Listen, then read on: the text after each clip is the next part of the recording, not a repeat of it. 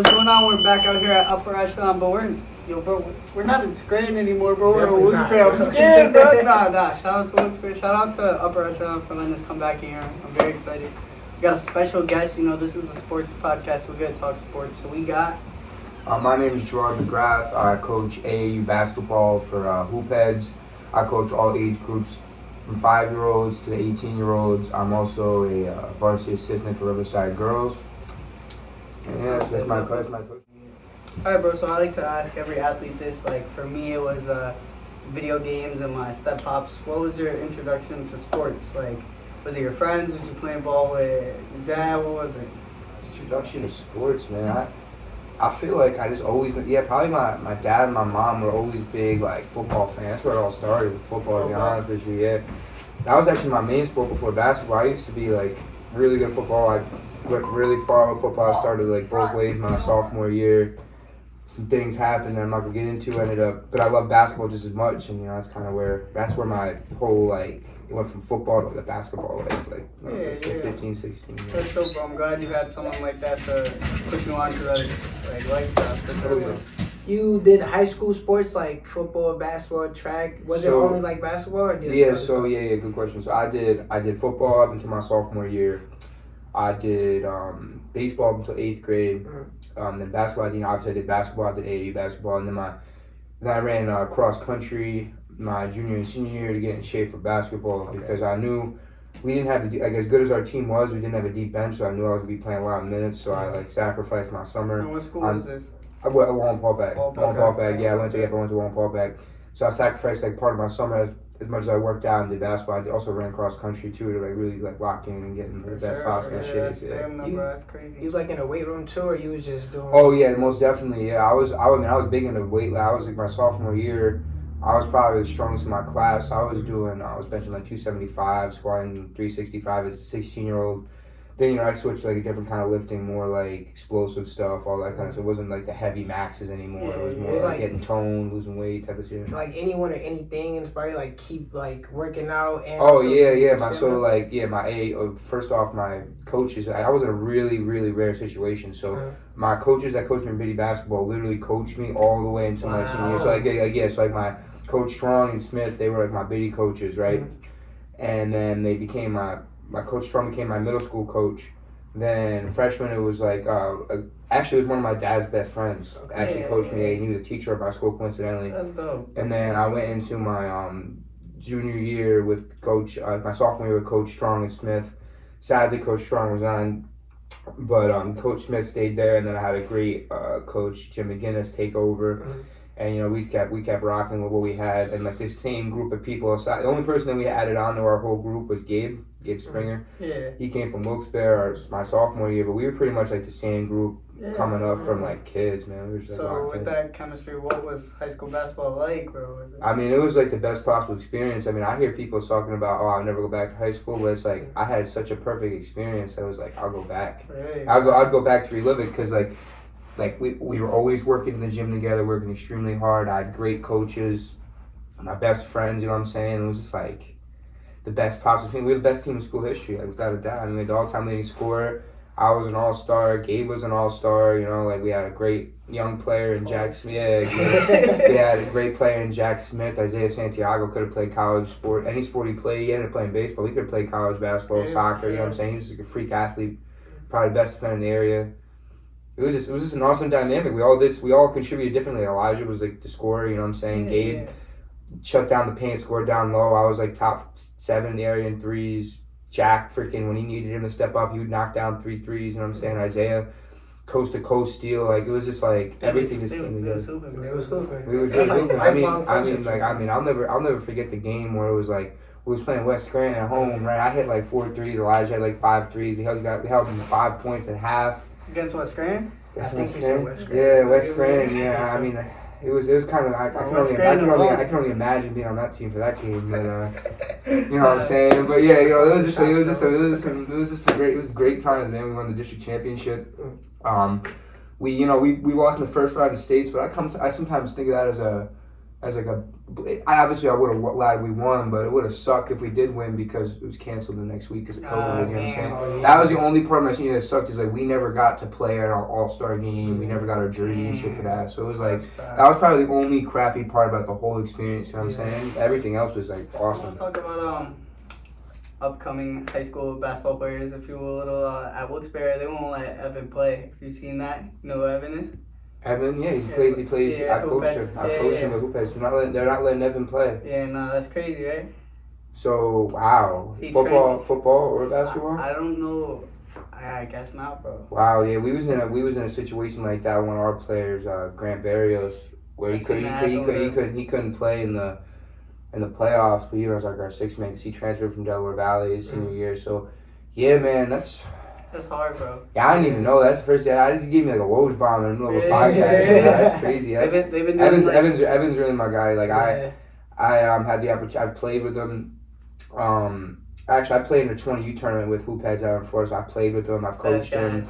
So it's just like to hear that from such a great talent. Like I wish the PIAA wasn't so strict on stuff like that. But then you gotta look at the situations where like if someone comes like a week before the season and they're like 6'9", you know what I'm saying? It's like you know what I'm saying? But things like that, like his family lived in Wilkes-Barre. Like I feel like there should be an appeal process. If you got like if your family's in Wilkes-Barre, they got the hashtag. You know, he has like the house. It's like it's not like he's living with like another player on the team or something, you know what I'm saying? So it's like he should definitely have the opportunity to play. He's so young. He's such a talent. He's such an awesome talent. Right? Yeah. Makai and Nakwana, I don't want to mess up his name, but they transferred to programs to football players, so I don't see why they can't let Evan play after that for sure, bro. Yeah, no, that's crazy. I mean, maybe football, like, I could see that, like a season or something, but even that, I mean, Evan is senior year, right? Yeah. So it's like, that's for sure. Hopefully, let him play. Let him play. Yeah, no, let him play for real. Another upcoming player in this area I do want to talk about is Zaya Small. Zaya Small, 8th grader with like 5. She plays for us and then NEPA Elite, and she is absolutely gonna go to like. She has such a high ceiling, possible WNBA potential. I mean, she had 5 D1 offers. As an 8th grader, yeah, man. I see the girls go crazy all the time. Girls basketball in this area is pretty legit, man. I'm not gonna lie. Carolina, I mean, you gotta think. You got like Sierra Toomey, you just got mad great girl basketball players around here for a fact. Like that's dope. Insane. I'm glad you get this experience. You brought it up a little bit earlier, bro. You played 1 year at Penn State. So what was that experience like? So it was a great experience. I made a bunch of great friends. My one roommate Malik, my boy Snacks, Michael Folder. He's a young head coach. He's actually like already. He's like a couple years older than me. He's the head coach right now. He's a former player. Yeah, he's a great leader. I can't forget Matt Desoy. Awesome leader. I mean, they helped my basketball life. Definitely like learning stuff from them.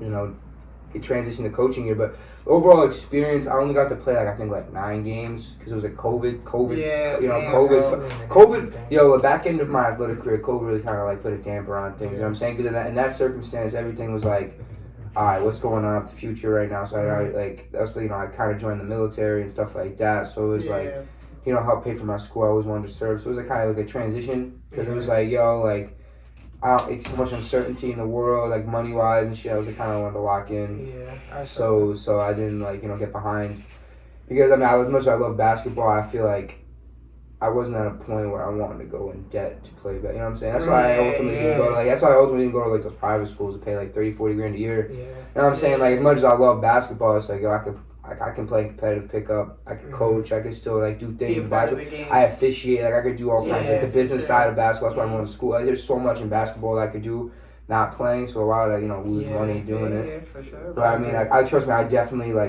part of me I guess regrets it too at the same time because how much I love playing and shit. So it's but it wasn't worth it in my opinion at the time as a 19-year-old. The whole coaching thing, is it something that you've been wanting to do or? Yeah, so I kind of realized I wanted to coach when I was 15, 16. So I started coaching bitty basketball at my local school, like Warren Paul Pack kids, stuff like that. I was like, I really like this, helping kids and shit like that. So it was I ended up linking up with Ruben my junior year after I stopped playing with Riverfront. So I linked up with Ruben. I was part of his first high school team. Now Ruben played overseas. He was drafted by the San Antonio. He don't miss. Shout out Ruben. But so he was drafted San Antonio Spurs D League team. He played all over the country. He was a 1,000-point collegiate scorer. So I learned so much. I took a different level. I went from my junior year to my senior year, just like basketball IQ, things to do on the court. That actually ultimately got me to college level. So like I knew he was like I wish I met him. If I met him in my fourth grade, I would still be playing college ball. Like, I would be somewhere different. Because like I never developed like the handle that I should have. Like I had the great jump shot, could play defense. I have the IQ, but I never developed the handle that I should have. You know what I'm saying? Yeah. Back then, so I would have elevated me to.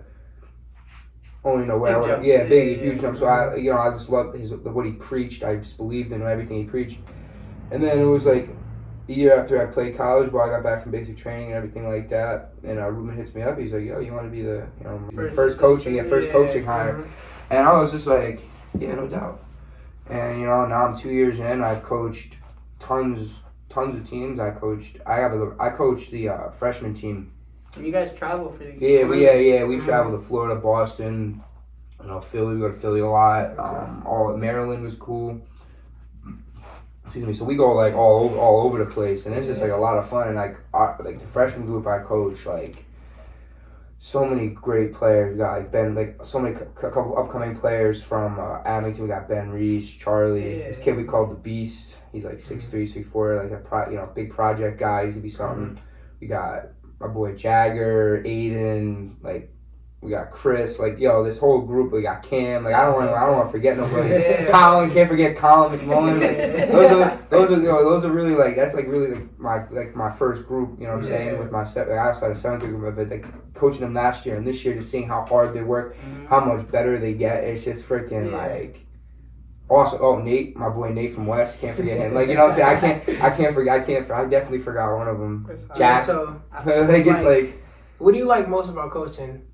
Dude, it's just like, so impacting like a kid, like, is just like awesome. Like, being a role model, like, helping them develop, getting better, like, helping them go places where you might not even gotten to. It's just like the ultimate, like, satisfaction. It's just like awesome. Then you get to, like, make great, like, relationships with people when you travel. Like, I've met so many interesting people, like, for example, I met the one coach, I'm blanking on her name, but I got the information for a college coach over in a very successful, one of the girls' Penn State coaches, stuff like that. You meet people like that all the time on the road, and it's like, and also we played against Cam Wilder's, like, that you know what I'm talking about? Yeah. So, like, I got to experience, like, something like, stuff like that. It's just, like, the energy, it's like, I'm not sure if I mentioned, I might have went over it, networking with the parents, becoming, like, like, friends with the parents. Like, every aspect of it is just absolutely amazing, you know what I'm saying? When I was 17, I started a company training youth kids, and one of my favorite parts, besides training the kids, was dealing with the parents. Like, I thought that was going to be hard, and it's cool, like, hearing their feedback, communicating, and I also coach 9 and 10-year-old baseball, so I agree on everything you say. For me, it's hard. Like, they're gonna leave next year, bro. Go play Little League, and I want to go with them. Like, I know what you mean. Yeah, so it's like, and it's like cool because you just learn how to communicate with so many different people. Because like, this area is like such a it's like a diverse kind of area. You have so many different families, all kinds of different people, and you just interact with so many different people. It's like you just get better communication skills. You like learn where people really be coming from and stuff like that, and you really become more understanding. My of favorite people thing about coaching, bro, is like. So we coach this kid this year, like in 5 years he's going around to me and be like, Coach Jack, like how are you? Like forever. Like he gets see me when he's old, I'll be like, I coach that kid. I still do that now to my coach too. Yeah, that's what I'm saying. You see your coach, I'm excited to see your coach. I'm a server over at Woodlock, and my coach, like, does the real estate for them too, and like I always he'll come in for dinner. I'm like, yo, what's up, coach? Like, I'll never call him Dave. Like I still call Ruben. Like Ruben's like, we're like we're not kind of like business partners, like peers, and I'm like, yo, I still call him coach sometimes. And he's like, yo, dude, we've like broken bread before. He's like, yo, why you still call me coach? I'm like, I just can't help it. He's coach. I can't help it. You just came from Riverside, yes? Yeah. Assistant basketball coach? For the girls. For the girls, but how'd you get that position, bro? So years ago, I built a relationship with Justin, the head coach there. he just saw how hard I play. I remember the first time I interacted with him, he like chased me out of the gym after a game. And he was like, "Yo, you work really freaking hard." He officiated so many of my games, and he just saw how much better and how hard I worked. And that's where we kind of built a relationship. We stayed in contact. You know, he gave me the opportunity. Obviously, I'm going to take it. After having 2 years of coaching experience, and I have a varsity assistant job. I mean, it's awesome. I like the girls. They work hard. They're very nice. The other people on the staff are very nice, and it's just a great opportunity. That's dope, bro. Yeah. I'm glad you got the opportunity and experience, and you're so young, right, bro? So to have that already, bro, I can't imagine. Man, I'm trying to after my first I'm trying to get my first head coaching job around here ASAP. Yeah, for sure, bro. I think it's possible. A lot of them been open for sure, bro. I was about to try to go for the freshman coaching job at West, bro. There's opportunities. I was thinking about the Valley View freshman job, stuff like that. There's jobs that I'm qualified for, and I definitely have the resume and the references for it and stuff like that, basketball resume, all that. But it's kind of I got other obligations school and stuff like that. It'd just be I still got to work and make until I get a job and figure things out. You know what I'm saying? You can't really. So you said you went to a military experience. Where exactly were you in? Yeah, so I'm a member of the National Guard. I enlisted a little over 2 years ago. Thank you. I appreciate you. And so I went to Fort Sill, Oklahoma for basic combat training, and then I went to Fort Jackson for my advanced individual training. Did you get gassed? I'm sorry for that. Yeah. No, I definitely got gassed there, and that shit. Now I hope I never have to do that shit. That sounds good. Oh, it's awful, man. We got You don't. It burns. It So sucks. from basic, you went where? I'm sorry. Right to advanced individual training at Fort Jackson.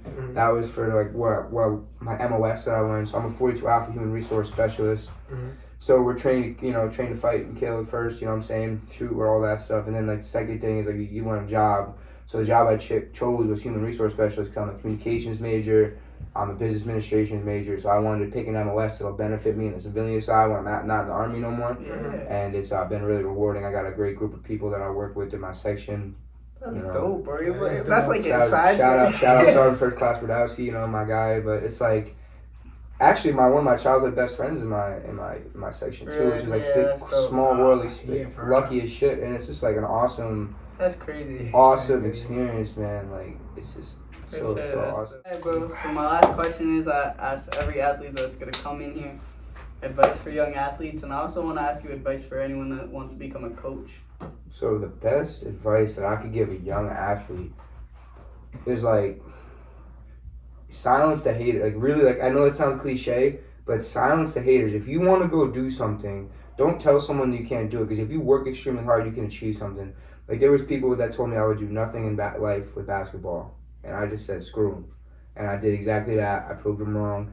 This person said I'll never make it. Could never contribute to the high school level. That's crazy. I was an all-star district champion. I said you said I would never contribute on a college team. Literally, the 6 games I played, I was 50% from 3, and I took 3 charges. I contributed.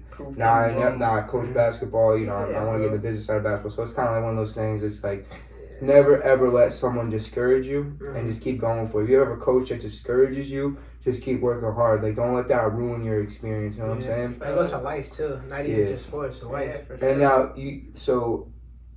I'm gonna give the best advice for a young coach. You know what I'm saying? Because I'm a young coach. The best advice I give for a young coach is, one, establish your tone of voice immediately. You can't be you can't be you can't be a best friend of your player. You know what I'm saying? They gotta if you tell them to do something, they gotta do, lock in and do it. They gotta listen. You know what I'm saying? You gotta set the tone. And don't ever baby your athlete. You know what I'm saying? Push them to their breaking point. Sometimes that's what some of these kids really be needing. You know what I'm saying? Okay. That hard work, all that. They just need to be pushed. And sometimes I see coddling. Yeah, it's if you're gonna commit to something, you want to be really great. Look at Kobe Bryant, man. I know that's another cliche thing. You know what I'm saying? But he literally woke up 4 a.m. every single day. You hear all these stories about him making players after a big win. We back to the gym. What you doing going to the club type shit? You know what I'm saying? It's really, you gotta get your players locked in. You gotta get them bought in, or what's your team really going? What's the ceiling of your team? Because if you get 5 kids, 6, 7 kids, right, on a basketball floor, freshman year, 8th grade, right, and they're not that good, but they go to the gym every single day. They work extremely hard. They hit the gym. They work out. They do their skills workouts on the side. They go play AAU. in 4 years, man, that's gonna be a hell of a team. Yeah, But I'm saying, but if they get caught out and they don't get pushed, it's like, oh, what are they really gonna be? So you can't be worried about like the one thing is like sucks is like everybody gets their feelings hurt so easily. It's like you gotta be above that. You know what I'm saying? It's like people gotta learn how to like. It's like I'm not doing this to degrade you or whatever. You know, whatever that might be the wrong word. But you know what I'm saying? Like, tear you down. I'm doing this to like maybe tear you down a little bit and build you up. That's what we do. That's what they do in the military. Like, they literally we go there, they break us down to the rock bottom to bring us back up. Now I'm not saying go to that extreme with a 15-year-old girl or boy or something like that, but it's like you gotta do a little bit of that. You know what I'm saying? You know, especially if it's AU or high school, they want to be there. So if they want to be great, I mean, it's for sure. what you gotta do, man. My Instagram is Gerard_MC5, but so in the coming in the AU program I coach for is Hoophead_Nation, and in a couple weeks here I'm looking to start. I know you interviewed North Star Harrison a few weeks, so I'm gonna start doing a podcast out of his studio. So I'm definitely gonna have to get you guys on. You know Jason, right? Thorbat. Me and him will go do it. GTA. Yeah, I'm not gonna release the name because it's so hard to find a podcast name, so I'm letting no one steal it. You know what I'm saying? I respect that. You know what I'm saying? So yeah, so it's gonna be. You know, a great experience doing that, you know, all that, but... That's good, bro. Yeah, man. This is the end of the video. Thank you for watching. Big fucking Scoobidy. Yo, shout Run it back. I'll put it in. Go ahead. yo, shout out to cameraman. He didn't say one word the whole Shout time. out to my cameraman. Yo, shout out to Y'all ready for this one right here? Cameraman is the man. Leave. Skipper, be high tide about half an hour. My show selling out like size 32 Amiris. Since we talking about Amiris, got a pair for every day. I ain't gonna lie, they kinda tight. It be hard to toast the pipe, and they cost about $1 billion. Don't push up on me tryna